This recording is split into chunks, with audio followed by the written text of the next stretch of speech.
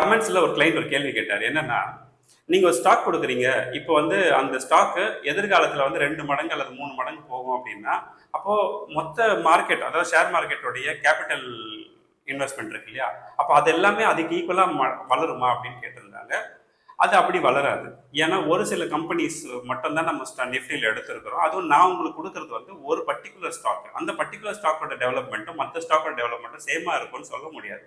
For example, இப்போ Union Bank of India எடுத்துக்கோங்க. Union Bank of India last 5 வருஷத்துல எத்தனை மடங்கு வளர்ந்துருக்கு? 5 மடங்கு வளர்ந்துருக்கு.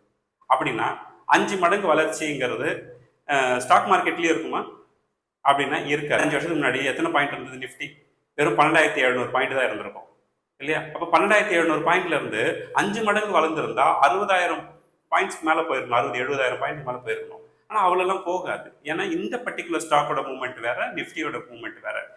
இந்த ஷார்ட்ஸோட ஃபுல் வீடியோ வேணும்னா நீங்கள் ரிலேட்டட் வீடியோவில் நான் உங்களுக்கு கொடுக்குறேன். நீங்கள் அதை கிளிக் பண்ணி ஃபுல் வீடியோ பாருங்கள். கண்டிப்பாக உங்கள் லைஃப்பில் பெரிய மாற்றத்தை ஏற்படுத்தலாம்.